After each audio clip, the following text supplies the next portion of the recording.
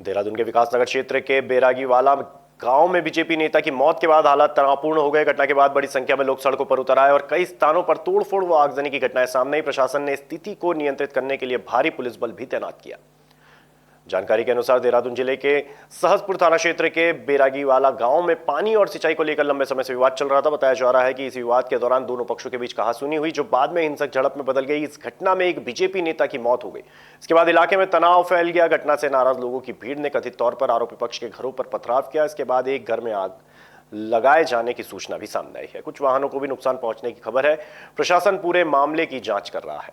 क्या स्थिति अब नियंत्रण में? देखिए, आज जैसा ग्राम बैरागीवाला पड़ता है थाना सहसपुर क्षेत्र में, तो वहाँ पे दो पक्ष जो कि एक ही गांव के रहने वाले थे दोनों, तो वहाँ पर खेत में पानी लगाने को विवाद होता है और फिर वो उनके जो घर हैं सड़क पर फिर दोनों के बीच में मारपीट हो जाती है, जिसमें एक पक्ष के द्वारा जो है दूसरे व्यक्ति को गंभीर रूप से घायल कर दिया जाता है और दौराने इलाज घायल व्यक्ति जिनका कि नाम विनोद कुमार था, उनकी डेथ हो गई थी।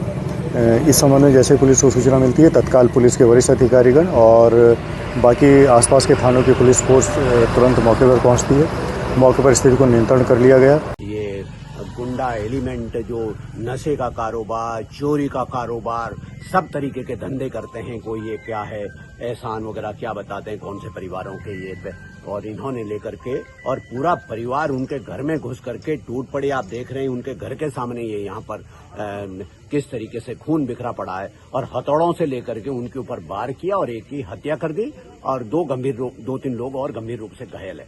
ये बहुत ही दर्दनाक घटना है, बहुत ही निंदनीय है और इसमें जो ये गुनाहगार है ये किसी भी कीमत पर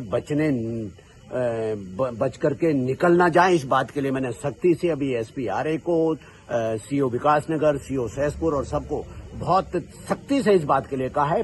पुलिस कप्तान से निरंतर मैं इस बारे में बात कर रहा हूं और मैंने कहा है कि एक एग्जाम्पलरी पनिशमेंट, एक एग्जाम्पल सेट करें ऐसे एलिमेंट के लिए। कोई जगह नहीं है, ऐसे लोगों को कोई इस इलाके में कोई जगह नहीं है। कह रहा हूं कि ऐसे एलिमेंट के खिलाफ असाधारण कार्रवाई की आवश्यकता है। ये इन छोटी मोटी कार्रवाइयों से जेल जाने को तो ऐसे समझते हैं जैसे पिकनिक चले गए।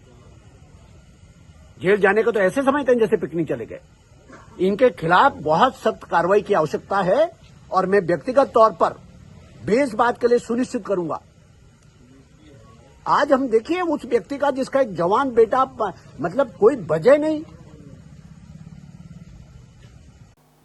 घटना का सीसीटीवी फुटेज भी सामने आया, जिसमें कई लोग लाठी डंडों के साथ सड़कों पर दौड़ते दिखाई दे रहे हैं। वीडियो में इलाके में अफरा तफरी और लोगों के सुरक्षित स्थानों की ओर भागने के दृश्य नजर आ रहे हैं। पुलिस फुटेज के आधार पर आरोपियों की पहचान में जुटी है। युवक की मौत की खबर फैलने के बाद बड़ी संख्या में ग्रामीण और विभिन्न संगठनों के कार्यकर्ता सड़क पर उतर आए। प्रदर्शनकारियों ने आरोपियों की गिरफ्तारी और सख्त कार्रवाई की मांग करते हुए नेशनल हाईवे जाम कर दिया। कई घंटों तक चले प्रदर्शन के दौरान पुलिस और प्रदर्शनकारियों के बीच बहस की स्थिति भी बनी रही।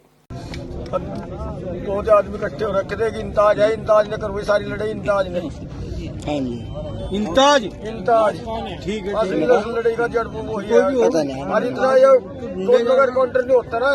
इंताज का इसका मासूम का लौटा क्या नाम इसका, इतना का डेढ़ बॉडी नहीं जलाने का सड़ जावा मर जाओ, मर जाओ मैं जला। इतना डेढ़ बॉडी नहीं जलाने का इतना इनका काउंटर और सारा घर पर जय फिशिंग चलती। इन्होंने लूट मचा दी सारे गाँव में। खबर कितनी मिली, 5 फीट तुम्हारे घर पर हमला कर दिया इन्होंने।